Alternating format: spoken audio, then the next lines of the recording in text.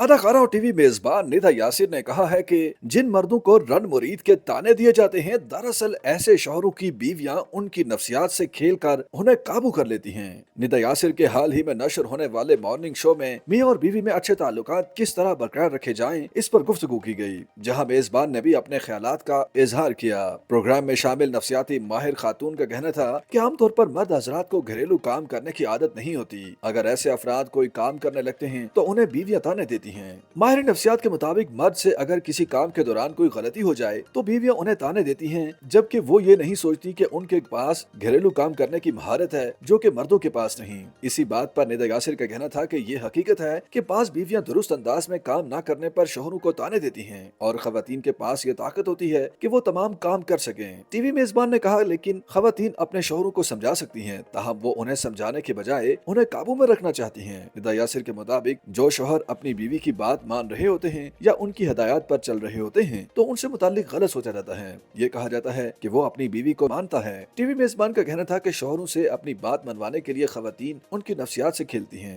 उन्होंने एक वाक़या बताया कि उनकी एक जानने वाली खातून के शोहर हर वक्त बीवी के खाने की तारीफें करते रहते थे। एक दिन वो उनके यहाँ खाना खाने गए तो उन्हें एहसास हुआ कि उनकी बीवी बहुत बेजायका खाना बनाती हैं, लेकिन इसके बावजूद उनके शोहर उनकी तारीफें करते रहते हैं। निदा यासिर का कहना था कि बेजायका खाना बनाने के बावजूद बीवी की तारीफें करने वाले शोहर की बीवी के खाने की आदत नहीं पड़ गई होती, बल्कि बीवी ने उनकी नफ्सियात से खेला होता है, इसलिए वो बीवी के खाने की तारीफ कर रहे होते हैं। अदाकारा और टीवी मेजबान निदा यासिर ने एक सवाल के जवाब में बताया कि बैरून मुल्क सफर के दौरान उनकी और शोहर यासिर नवाज की वालदाओं का इंतकाल हुआ, जिसने उनके और बच्चों के दिलों में एक खौफ पैदा कर दिया है। मेजबान ने बताया कि उन्हें बैरून मुल्क सफर करने का बेहद शौक है और वो साल में कम से कम 3 बार बैरून मुल्क जाने का प्रोग्राम बनाती हैं। इनमें से 2 सफर वो अपने शोहर और बच्चों के साथ करती हैं, जबकि एक सफर सिर्फ शोहर यासिर नवाज के साथ होता है। उनके कहना था कि शोहर के साथ अकेले सफर करने के पीछे ये सोच होती है कि अब शादी को इतने साल हो चुके हैं, बाहर जाएंगे तो शोहर भी तैयार होंगे और वो खुद भी, इसलिए दोनों के रिश्ते के लिए ये अच्छा होता है। निदा यासिर ने यह भी इंकशाफ किया कि उनकी और यासिर नवाज दोनों की वालदाओं का इंतकाल